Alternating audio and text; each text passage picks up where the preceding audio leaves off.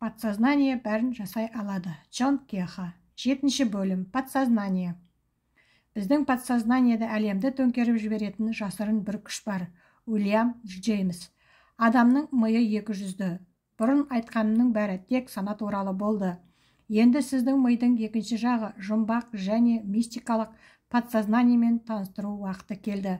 Подсознаниенің құдіреті жай ғана керемет. Ол адам ағзасының қан айналымынан бастап тыныс алу және ас қорытуға дейінгі барлық өмірлік функцияларын бақылап басқаратыны белгілі. Сондай-ақ адамның басынан өткеннің бәрі подсознаниеде сақталып қалатыны анықталды. Онда өмірдің әрбір оқиғасы соған байланысты ойлар мен сезімдер жазылады. Көбінесе адамға іс-әрекетін бағыттауға көмектесетін бұл подсознание. Түйсік, түс, сезімдер мен алдын ала ескертулер арқылы бізге қажетті идеялар мен шешімдерді айтып отырады. Осы ғажайып қабілетті ашқаннан кейін адам кез келген жағдайда дәрменсіз болмайды. Подсознание мерзімді түрде қайталанатын ойша импульстардың, сезімдер мен эмоциялардың физикалық эквивалентте жеделдету және материалдану механизмі болып табылады. Сіз өзіңіздің подсознаниеде жүзеге асырғыңыз келетін жоспарды, ойды немесе сезімді әдейі бекіте аласыз және көп ұзамай жоспарланған нәрсеңіздің материалдық эквивалентін аласыз. Подсознание сізге жемісті және әрқашан қызмет етуге дайын, бірақ оның күшін көп адамдар пайдалана білмейді. Айналадағы шындықты жасау үшін сана және подсознание қалай жұмыс істейтінін көрсету үшін мен тағы да сәйкестікке жүгінемін. Подсознание құнарлы топырақ сияқты оған тасталған әрбір дәнекті қабылдайтын. Сіздің ойларыңыз бен көзқарастарыңыз осы топыраққа себілген дәндер. Бидай дәнінен масақ шыққандай, олардан сіздің еккеніңіз өніп шығады. Не ексең, соны орасың, заңдылық осындай. Есіңізде болсын, сана бұл бағбан. Ал сіздің міндетіңіз біздің ішкі бағымызға не ендіру керектігін түсіну және таңдау. Бірақ өкінішке орай көпшілігі бағбанның осы рөлін түсіне бермейді. Себебі оларға оны ешкім түсіндірмеді. Іріктеу жасамастан біз ішкі бағымызға жақсы да жаман да әртүрлі тұқымдардың енуіне жол береміз және олар біздің өмірімізде болып жатқан барлық мәселелердің себепшісі болып табылады.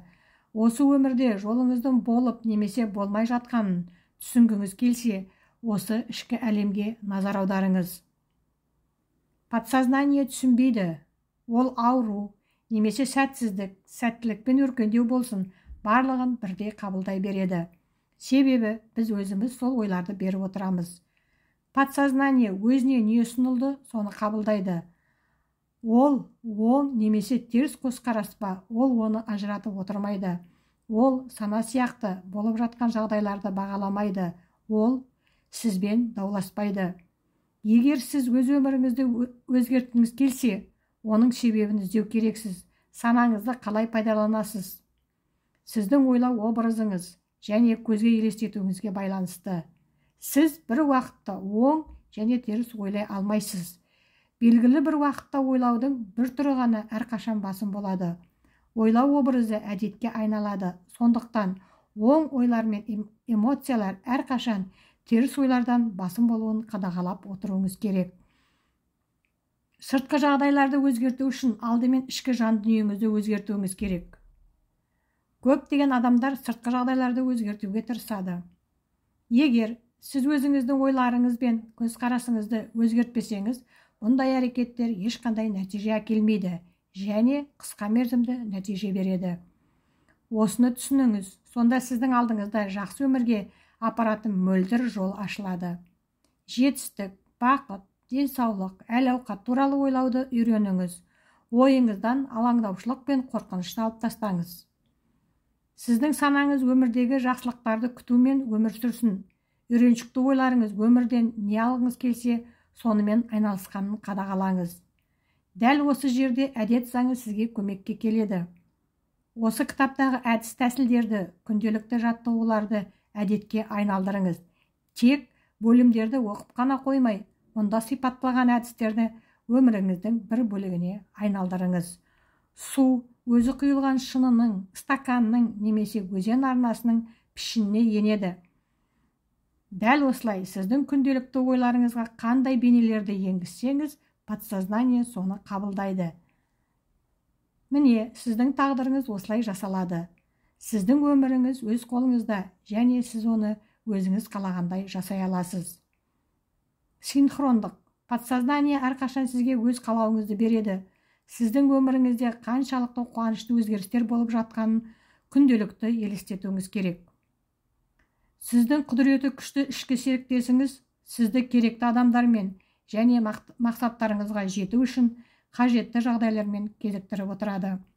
Джозеф Кэмпбелл айтқандай, мыңдаған көрінбейтін қолдар сізге көмекке келеді. Түсінбегендерге синхрондылық қарапайым кездейсоқтық немесе сәттіліктің нәтижесі болып көрінуі мүмкін, бірақ іс жүзінде олар ешқандай қатысы жоқ. Бұл сіздің ойларыңыздың әсерінен әрекет ете бастайтын табиғи заңдардың жұмыс істеуінің нәтижесі. Мен олардың қалай жұмыс істейтінін түсіндіріп өтейін. Кітаптың басында мен барлық материалдық шындық энергия бөлшектерінен тұратын жазған болатынмын. Біз орасан зор энергия жүйесінде өмір сүреміз. Сіз өзіңіздің подсознаниеңізге жетістік туралы ой салуды бастағанда, ол энергияның бүкіл энергетикалық желіде резонанс тудыруы мүмкін. Подсознание жетістік энергиясының ауытқуын үздіксіз қабылдайды. Мақсатыңызға жету үшін қажетті адамдар мен жағдайларды сізге тартып отырады. Тағы бір айта кететін жайт, егер де сізде жағымсыз ойлар басым болса, подсознание сізге сәтсіз жағдайларды тартуы мүмкін. Ол ойларды ажыратпайды немесе таңдамайды, тек сіздің миыңыздағы бар тілектер мен үміттер және қорқыныштармен жұмыс істейді. Бақытымызға орай адамдар материалдық әлемнің заңдарын және адам миы бағынатын заңдарды түсіне бастады. Бірнеше жыл бұрын ойдың көмегімен шындықты тарта аламыз, жасай аламыз деген идея мүмкін емес болып көрінсе, бүгінде бұл мәселелерге көзқарас өзгерді. Адамдар бұл процестің қалай жұмыс жасайтынын түсінді. Біздің ойларымыз энергия шоғыры ретінде бұл жерде бірнеше қайталанған ойлар, бейнелер, сенімдер, көзге елестетулер, көзқарастар мен тілектер туралы айтылуда өмірдің шындығына әсер етеді. Егер сіз бұл туралы ойлансаңыз, басқаша болуы мүмкін емес екенін түсінесіз. Әлемдегі барлық нәрсе өзара байланысты. Мен бұл өте маңызды ойды қайталап айтқым келеді. Сіз шын мәнінде қалаған оң бейнеңізбен өзіңізді ойша байланыстырсаңыз, подсознание соған сәйкес әрекет етеді. Сіздің үйреншікті ойлау тәсіліңіз және сізде басым болатын ойша бейнелер айналаңыздағы шындықты жасайды. Сіздің қайталанбас тағдырыңызды қалыптастырады. Алам бізге керемет көмек береді, бірақ біз оның көмегінің аз ғана бөлігін ғана қабылдаймыз. Бірақ бұл жағдайды өзгертуге болады. Сіз өзіңіздің өміріңіздің заңдарын және олардың сіз үшін қалай жұмыс істейтінін түсінгеннен кейін, сіз оларды шын ниетіңізбен қабылдайсыз. Бүгіннен бастап өзіңіз не қаласаңыз, сол туралы ойларды миыңызға енгізе беріңіз. Егер сізді осы процесстен ештеңе алаңдатпаса, біраз уақыттан кейін сіздің алдыңызда синхрондық есіктерінің ашылғанын қуана байқайсыз. Гималай зерттеуші Мюррей бұл туралы былай дейді: адам өзіне шынымен сенім артса, көрегендік шетте қалмайды. Егер адам осы істі жасамаса, онда бұл істер адамға ешқашан қатысты болмас еді. Оған адамдардан, оқиғалардан және өзі күтпеген қаржылық көмектер ағыны келеді. Осы шындықты түсінсеңіз, сізге ғаламның байлығы ашылады. Құдіретті подсознание сіздің нұсқауларыңызды күтеді.